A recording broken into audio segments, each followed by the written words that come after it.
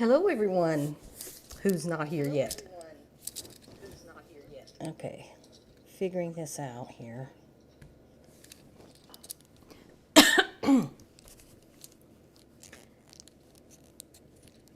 So this is the first time I have done this, so bear with me. I have absolutely hardly no idea what I'm doing. Hello, Ray. I am hoping that I can do this from my phone and my computer at the same time. So I've been wanting to start doing at least maybe one live a month. Not sure if I have quite enough subscribers yet to validate going live, but I really wanted to try it here in February. I see I have 4 people watching. If you say hi, that would be really good so I could know who you are. And I thought today that I would talk about fermented foods unless someone had a question, a specific question they wanted to ask me. And then, of course, I'll address that. But to fill in the gaps so that there's not a bunch of just dead air, I thought I would talk about fermented foods because I love fermented foods. How many of you watching love fermented foods? Ray says, I just found you yesterday and I think you're wonderful and deserve a lot more subscribers. Thank you, Ray. That is so sweet. I'm glad you found my channel. My channel is slowly growing. I have been making videos for about, I think June will be 2 years. So, and I haven't been putting them out that often. I try to do one a week. I don't always get one a week, but I'm trying to do better. So I'm trying to get a few videos ahead so that when things get busy, I'll still have a video that I can post and won't go so long without one. Because I know when I follow someone on YouTube, I like regular videos. You know, I like to know that they're going to be putting something out new every so often. To keep me subscribed, so I'm going to try really hard to do that. So, Ray, I'm just wondering, since you're the only one talking to me so far, like, how did you find me? Were you looking for a bread recipe, or was it something else? Were you searching, or did I just pop up in your feed? So, my bread videos are very popular, and I have to be careful not to just only do bread videos and become a bread channel. I thought about maybe that's what I should do, but I don't want to just do bread. I like to do other things too. So, and I actually have one queued up that I'm going to be releasing, publishing on kefir. And I love kefir. I don't know if any of you guys have ever drank kefir. Emily says, I just started fermenting carrots this morning. I also keep a jar of cabbage, sauerkraut in my fridge. Fermenting is wonderful and healthy. And Ray says he was watching an old Julia Child program, baking with a bread machine. Oh, I love Julia Child. I'll have to look that up. I don't know if I've ever seen her video where she was using a bread machine. But fermented foods are wonderful. They do so much for your health. I don't know why more people are not talking about fermented foods and not eating and making fermented foods because they are so wonderful. He says I came up as a suggested video. All right, yay YouTube for suggesting me to someone who found my videos interesting. So it's a journey here on YouTube, and I'm enjoying the journey and hopefully improving as time goes by. So I ferment all kinds of things. Like I said, kefir, I have a video coming out on kefir, and I'll try to look at the camera and not, I have to, I can't, my phone is too far away for me to read the comments on my phone, so I have to look here at my computer to read the comment. I hope that's not too annoying. But kefir is fermented milk. If anyone doesn't know what that is, you have to have grains. They're not really grains. It's really a a type of a SCOBY, but they're small granular like, and it is so easy to do, and kefir is so good for you. I used to listen to Donna Schwank. I used to listen to her podcast several years ago, and that's how I learned about kefir, and that's when I started making kefir, and it's just awesome. It's good for your health. It's good for your body. It's good for your skin. It's good for people with intestinal imbalances and problems, and it's just really good. So I just love kefir. I also drink kombucha regularly. I don't know if we have any kombucha drinkers. I make kombucha too. When I don't have any kombucha that I've made, I usually buy the GT kombucha.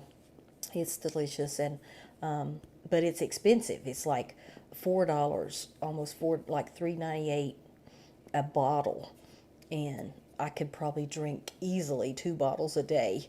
But so I like to make it because it's so much cheaper to make than it is to buy. And of course, there's the sauerkraut that's fermented, and fermented giardiniero is my favorite. I hope to be making that soon. I love giardiniero. That's got the onions, the carrots, the celery, cauliflower, peppers. I also put like green tomatoes in mine, or tomatillos, and you ferment that, and then the vegetables are just so delicious. What else do I ferment? Of course, I make the El Ruderai yogurt. I love El Ruderai yogurt. I make that all the time. I don't like to run out of yogurt. I like to keep it going. So let's see. that's mainly the things I ferment. Sourdough is also a fermented food. It's fermented bread, right? So Ray says, I've heard it was good for you, but what is kefir used for? You drink it? Not sure. I could. So you can drink kefir. You can use it when you make a smoothie. So it's like a drinkable yogurt. So if you like the taste of yogurt, you would like kefir. It's also pronounced kefir, I think. But I say kefir. I think the actual proper pronunciation is probably kefir. But I've always said kefir. I usually will sweeten mine before I drink it. I don't like to drink it plain. I like to flavor it.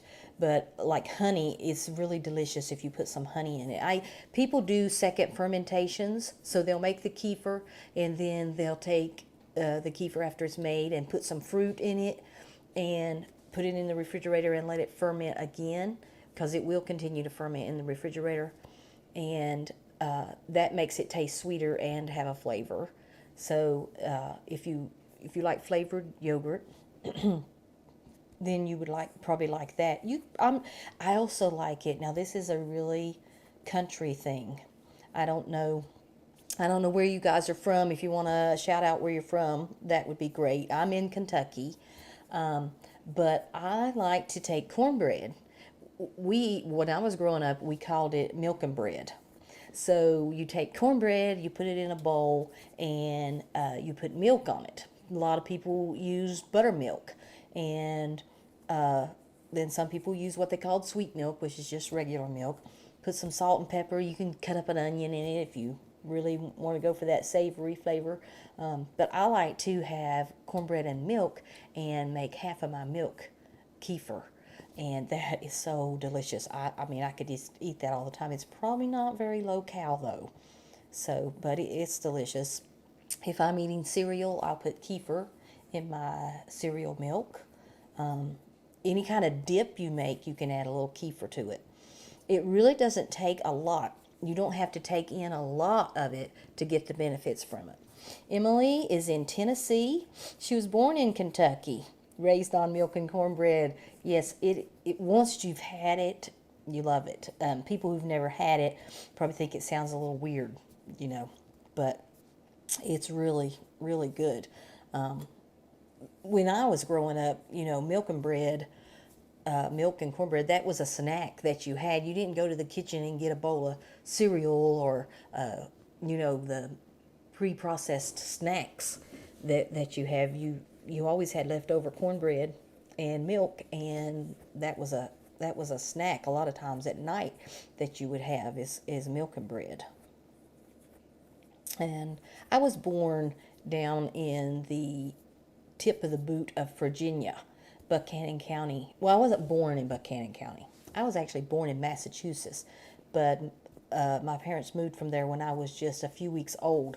So, although I was born there, I was raised down in southwestern Virginia on the border of Tennessee, Kentucky, and West Virginia, but I was in Virginia. We call it southwestern Virginia, but it's in Virginia. That's where I grew up. That's where I went to school. It was coal mining country. My daddy was a coal miner, and that's where I grew up. My school was very small. My graduating class had, I think, almost 30 people in it, but not quite. Emily said she had milk and bread almost every day after school. She still has it 2 or 3 times a week. Yes, I love it. It's a good snack. And although, it is bread, so it's not low cal, at least it's not processed food. So it's healthier than processed food. My goal is to eat as little processed food as I can. Now, I'm not hardcore about it. I do like a chocolate bar every now and then, and I also like Dr. Pepper. I've tried to quit many times, but I always fall off the wagon and end up having one. But I try to fill my diet with as much unprocessed food as I can, because I think that just helps us be healthier. So when you cook your own food at home and don't eat the processed foods, it's just so much better for you. And it doesn't have to be a fancy gourmet meal, just regular food, country cooking. That's what I call it. So I'm surprised I actually have 6 people here in my live, which I think is great because I was afraid I wasn't going to have anybody. So 6 is good. And don't forget, nobody has hit the thumbs up. So be sure you hit the thumbs up, the like button, so YouTube will know you enjoyed it. Of course, if you didn't enjoy it, you don't have to hit the thumbs up. But if you're enjoying it, I am here to answer your questions. If you have questions about baking bread or fermenting foods, I will be glad to answer your questions. And of course, I'm on a little homestead, so I might could answer some animal questions too. Emily says she has Dr. Pepper in her fridge this very minute. Try to buy ingredients and not processed foods. Exactly. That's if you, the more natural the food is, like the more natural state it's in, the better it is for you. I don't like frozen dinners and things that are already cooked, and they have so much sodium in it, and it's not the good sodium. It's the bad kind of sodium. So, as much as you can, eat, foods that you cook. An apple a day keeps the Dr. Pepper away. I have this excuse about why I drink soda pop. So when I was growing up down in southwestern Virginia, the water that most people had, unless you paid a lot of money, which we didn't have, to get a water filter on your house, was sulfur water. And I don't know how many of you know what sulfur water is, but sulfur water smells horrible. It stinks. Sulfur has a very bad odor. And because of all the coal mines, our water was sulfur water. It would turn everything black. Like if you had anything white and it went into the wash and the water ran, we always had to make sure that nothing was under the spout where the water was coming out in the washing machine when we washed clothes, because if that water directly hit your whites or light colored clothes, it would turn them black. and it smelled horrible. Literally, I can remember holding my nose to drink water. So we drank soda pop instead of water. And Emily says she had sulfur water and gagging when she brushed her teeth. Yeah, it was just bad. It's not bad for you. The sulfur won't hurt you, but it has a terrible smell. And I think, I developed that habit as a child, not drinking water. You just didn't go to the sink and get a glass of water because it just smelled bad. And as far as I know, at least in my neck of the woods and at our income level, I guess Brita filters and pitchers and those kind of things just didn't exist. You never heard of those. You never heard of bottled water. Nobody ever heard of bottled water when I was a kid, and these filtered pitchers, they're new too. Never heard about those. So it's just a habit that I struggle with. I do stop pretty often. I quit drinking it.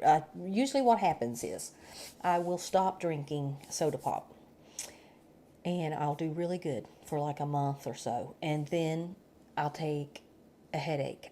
Sometimes I get migraines, not very often, but and when I get a migraine, I just know that if I have a Dr. Pepper, it will go away, and it does, and that's a shame. And I think, well, okay, well, the Dr. Pepper is no worse for me than the pain medication or whatever I might have to take to get rid of it. So that's how I excuse myself for being addicted to Dr. Pepper. So what's everybody having for dinner? I have tilapia in the oven.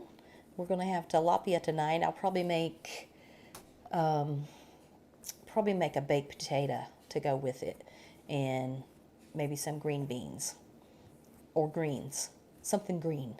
I'm not sure yet, but I take tilapia and bake it, and it's delicious. I just season it a little bit and bake it without any breading or anything like that, and it's delicious. And that's what we're having for supper.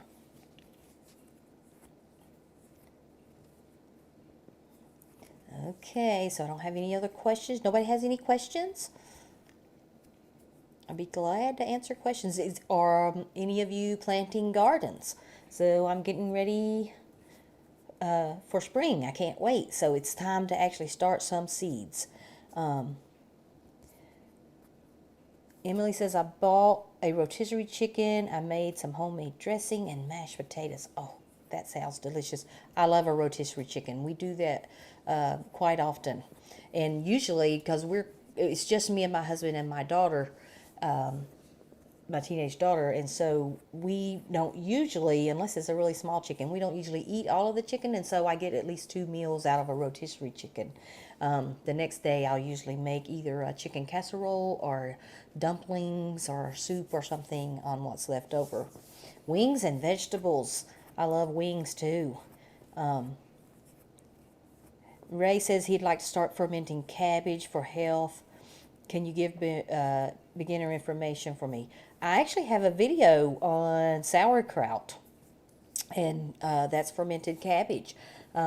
So check out my videos, and it's a recent one. I think maybe about a month ago or so, I put the video out on sauerkraut. My sauerkraut is actually still fermenting. It's probably done.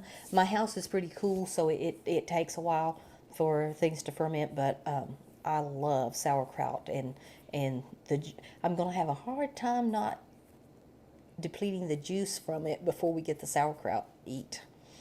But basically, sauerkraut is so easy. All you have to do is you take your cabbage and chop it up. And some people like it finer than others, and some people, like it coarser.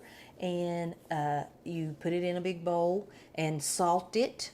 And you want to bruise it up. You can do that with your hands, and they make tools you can do that with too. You want to squeeze it and kind of bruise the cabbage up. Then you put it in you let it set for a while, and the salt pulls the water out of the cabbage. Then you stuff it in a jar, and any juice that is there in the bowl, put that back in the jar. Put you some kind of a a lid that can breathe, a fermenting lid or some kind of loose lid on it, and set it on your counter. Put a weight on it to hold it down under the liquid, because anything above the liquid might mold. And in 2 or 3 weeks, you will have some sauerkraut. Emily says, my garden will go in mid-April. I canned almost 400 jars last year. Wow, that's a lot. Tomatoes that I enjoy, I love all of them. I love to try new ones. I like yellow tomatoes, all the different kinds of yellow tomatoes, and I love the cherry tomatoes, the little grape tomatoes. I usually get several of those. I like to dehydrate those. You kind of split them open and put them in the dehydrator, and I have a hard time keeping us in those because they are so good. It's like a chip, a snack, and so I dehydrate a lot of tomatoes. I can a lot of tomatoes because I use them all the time. But I don't think I've ever canned 400 jars. I never really counted, but I don't think I've ever done 400 jars in 1 year. But that's awesome. Yes, lettuce and onions. I like to do that. I don't know what it's called, but you take the lettuce and you cut some onions up over it, and then you get hot grease. Emily, have you ever done this? You take hot grease and you pour it over your lettuce and onions, and it kind of crackles, and you eat it like that. That was something we did when I was growing up too. Take that with some cornbread. That's really good. Ray, you'll have to let me know after you try your sauerkraut how it turns out. The hardest part about making sauerkraut is waiting. Waiting for it to get ready. I keep tasting of mine. I could probably eat mine now, but I want to get it a little more sour. So I'm letting it go a little bit longer. And also fermented vegetables, if you keep them after they're done, they get to the sourness you want, you can keep them in the refrigerator or a cold room. If you have a cold room, a cellar or something, that stays really cool for a very long time. Very long time.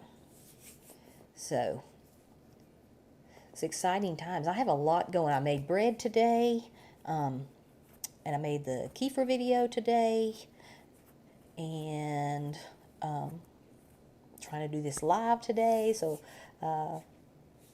got lots going on. Trying to stay busy and stay ahead of the curve, because you never know, what's going to come up, and you're going to be gone all day or tied up all day. Emily says, I fry bacon, use the grease, and add a little cider vinegar and sugar, pour it over the lettuce. Oh, that sounds delicious. I've never tried adding cider vinegar and sugar to it. Wow, that sounds really good. I'll have to try that when my lettuce comes in. I actually have some little, they're called city pickers, I think.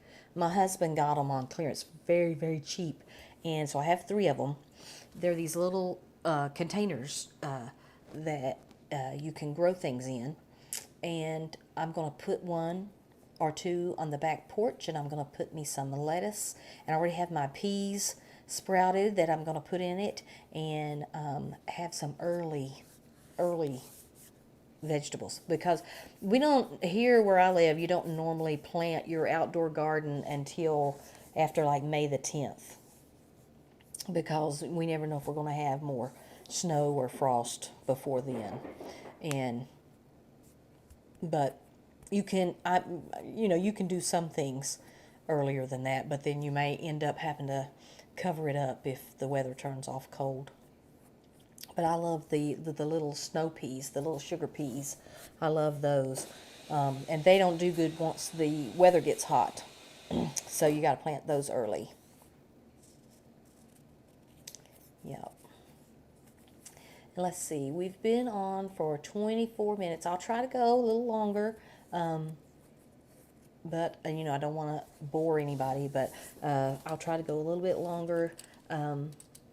And only 2 of you, unless I missed it, have told me who you are. And I would love to know who you are, and answer any questions that you have. And don't forget to hit the thumbs up. We only have 1 thumbs up. 7 people and 1 thumbs up. 6 people. It keeps fluctuating. So be sure and hit that thumbs up, and let YouTube know that you like my lives so that I can do this again and again. Let's see, what else could we talk about? Of course, it's garden time, so we've talked about garden. I do raised beds now instead of a plowed garden. It's so much easier. I only have, let's see, I think I have 6 raised beds right now, and I have the stuff to make several more. So I'm gonna, but it is just so much easier to, the weed control, and the plants they do tremendously well in those raised beds. I'm like, I am never going back to the plowed garden. What do I do for pest control in my garden? I use neem oil. I buy a big jug of neem oil, usually off of Amazon, I forget how much it is. You mix it and dilute it with water, and I put it in a sprayer, that you would put any kind of a weed spray in, that I only use for my neem oil, and I spray my garden with that. It works really well. And then I also use diatomaceous earth, and I just use it like a dust. I buy it in the 50-pound bags, and I will take the diatomaceous earth and sprinkle it like on my potatoes, to keep the potato bugs off. And I use neem oil on the tomatoes to keep the tomato worms off and things like that. The only thing about using the natural pest control, I don't want to use the commercial pesticides and things, because I'm like, well, if I'm going to do that, I might as well buy my vegetables and not bother growing them. But the only thing with the natural stuff, when it rains, then you have to do it again, because it's going to wash it off, and so it can keep you kind of busy if it's raining a lot. Let's see. Sue is from Arizona. Awesome. I bet you're having some good weather out there. Ray says he bought some from Costco, but it's crunchy, kind of squeaky. Bought some, what was that, chicken? What was that you bought that's crunchy and squeaky? Oh, I bet it was kraut. Are you talking about sauerkraut? I'm not sure. Let me know. It says, will or do you only get that soft texture from cooking the cabbage? Okay, now I'm catching on. Or with obviously defeats the purpose. Yes, your sauerkraut raw is going to be crunchy. You don't like crunchy? Now, most people like crunchy. The squeaky, I'm not crazy about, but I don't mind it so much. You could chop it finer. That might help. Yeah, if you heat it and cook it, you're going to lose the probiotic benefit, but you'll still have the sour taste. Sue wants to know, do I have a video on making kombucha? Not yet, but that is coming. That is one of my future videos, because I love kombucha and it's so easy to make. Aphids. Yes, I don't think I've had an aphid problem so far. But the neem oil is good for the aphids, but sometimes aphids can just get out of control, and it seems like I've heard people just not have any success in getting rid of aphids, and even people who wouldn't normally use anything have to go to a commercial pesticide. And I'm not saying that I never would. I'm just saying it's good to do natural as much as possible. And then if you do have to use a commercial one, try to do a natural. They sell some stuff that's considered organic that works pretty good, that you can use too. But do you drink kombucha, Sue? Do you drink the store-bought Now, the homemade, I'll be honest with you, the homemade kombucha does not taste exactly like the store-bought kombucha. And I looked it up trying to figure out, why can't I get my homemade kombucha to taste more like the store-bought kombucha. And they use a kiwi sugar that it's just hard for us to get. But I did buy some kiwi concentrate that I am going to use on my next batch of kombucha on the second ferment, and see what that does for the flavor. And so since I can't get the store-bought flavor from my kombucha, what I do is I make the kombucha, and then I mix it with a little bit of juice, whatever kind of juice, whatever flavor I want, I mix it with that juice. And and do a little bit of a second ferment. I usually do it in the refrigerator, though. I don't want it to get really overly sour, and it makes it taste really good. Emily says, I started my second batch of sprouts today. They taste like a spring garden. I know. They are so good. I just love them. When my peas start coming in the garden, that is one of my favorite things, is I'll go out and I'll just eat them right there in the garden. Hardly ever do any of them make it into the house because I eat them when I pick them off the vine, and that's what sprouts remind me of, that flavor. And Sue says she's never tried it, but thinking she'd like to. I'm telling you, I love kombucha. It's hard to explain, but you can actually feel it when you drink it. It's like your body is like, oh, that felt so good. I mean, it's so refreshing to your body, and the probiotics in it. I like to do multiple different probiotics each day, like kombucha, fermented vegetables, and some kind of either yogurt or kefir every day. Do all three of those, and it helps me with my skin. I don't know if you've watched my El Rudera video, but I have severe rosacea, and the El Rudera, along with the other fermented foods, keeps it at bay. I know when I slack off, like sometimes, maybe I'll get busy or run out of certain ferments, and I don't have them. I start to break out, so I have to just keep it going all the time. Emily says your sprout video was so helpful. It really works. Got my strainer lids from Amazon. Yeah, well, thank you. And Ray says, okay, sweetie, I have to go. Keep up the good work. Thank you, Ray, for coming by. I appreciate it so much. And I'm so glad that I'm hoping, that's my goal, is just to help other people learn to do the things I've learned to do that have really enriched my life and helped me so much. And the fermented foods is one of them. I don't know how, I'll see with this kefir video. I don't know how interested people will be in the fermented foods. Some people seem to be a little bit afraid of fermented foods, which is odd because fermented foods have been around for thousands. Well, they've always been around, I think. And so why anybody would be afraid of them, I just don't know. Okay, Kathy Linhart says, my granddaughter loves kombucha. I really couldn't get into it. Yogurt is a different story. Now, I'll tell you, when I first started drinking kombucha, I can't say I loved it. It wasn't love at first taste for me. But now, I crave the stuff. I mean, it's like I just want kombucha. I would just drink kombucha all the time and nothing else, but I know that wouldn't be good for me.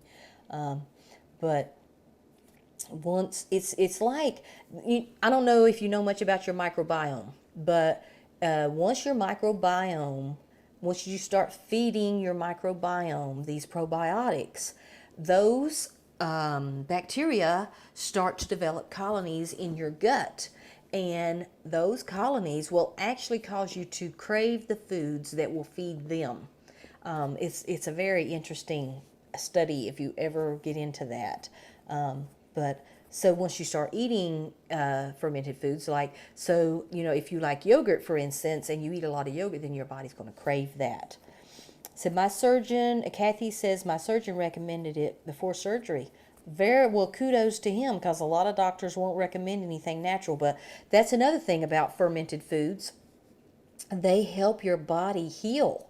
Fermented foods they're awesome for clearing brain fog, helping your body heal, helping your intestines. If you're having any kind of intestinal problems, whether it be diarrhea, constipation, or bloating, all different kinds of things, fermented foods will help with that.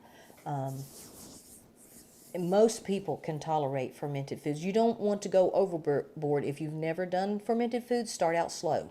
Don't overdo it at first. Like, you wouldn't want to eat a whole bowl of sauerkraut. You just want to eat a couple of tablespoons of sauerkraut till you get your body used to it. Emily says, at my annual checkup, my doctor recommended probiotics too. I'm focused on getting more into my diet. Yes, definitely. And it's so good to know that doctors are recommending that, because I think, especially, I think when doctors give you an antibiotic, they should, in the same turn, tell you you're going to need to replace some of the things this probiotic kills with this antibiotic kills with a probiotic. Why don't they tell people that? Because that's how our guts get so damaged, and that's how people end up with SIBO and leaky gut and all of these other gut problems. And I think even gluten intolerance and things like that are due to antibiotics that killed off the bacteria in our gut that would have normally processed those foods. Emily says, please do giardiniera recipe. Yes, I want to do giardiniera. I'm going to be doing that soon. I usually make a big batch of giardiniera when I make it, and I will definitely put that video out there. That's my favorite. That's probably the fermented vegetable that I make the most, is giardiniera. I just like it. I like it because it has all those different vegetables in it. So maybe I want a fermented carrot, then I could just fish out a fermented carrot out of the jar. Or maybe I want, the cauliflower usually goes first. But I feel like if I just fermented a jar of cauliflower, it wouldn't taste the same as it does with all the other vegetables fermenting in there together. But usually the cauliflower gets eaten first out of there. I've also put Brussels sprouts in it before, fresh Brussels sprouts. Now, Ray, well, I know Ray already left, but they are very chewy. They're not tender. But I usually use the Brussels sprouts, if I put those in there, to cook with, because you still get the flavor. I know when you cook with them, the probiotic's gone, but they make a good stir fry.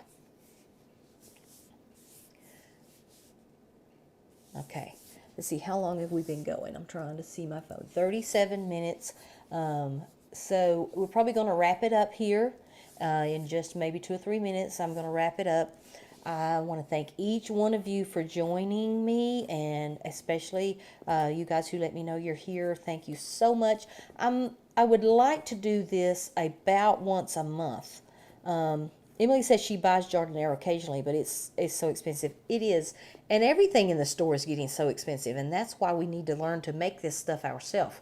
It's cheaper to make yourself, especially if you grow your own vegetables, and it's better for you. The thing about the stuff in the store, most of the time it's been pasteurized. You just can't hardly buy anything raw in the store. They won't sell it raw. So even the giardiniera that you buy in the store it's vinegar. It's not going to have the probiotics in it. And if you make it at home, it's got those probiotics and it's cheaper. But giardiniera is really good, especially if any of you eat pinto beans. It's good in pinto beans.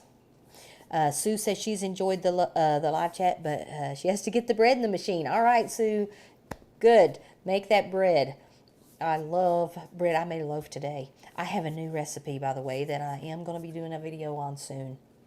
It is the family's new favorite. It is absolutely to die for, the best over-the-top bread I've ever made in my life. I have to make it practically every day. We eat so much of it. Emily said thank you and love your channel. So we're going to wrap it up here. Thank you guys for joining. I love all you guys. I appreciate your views so much. I appreciate when you like and share the videos. It's Kathy says she just made bread today. Yay!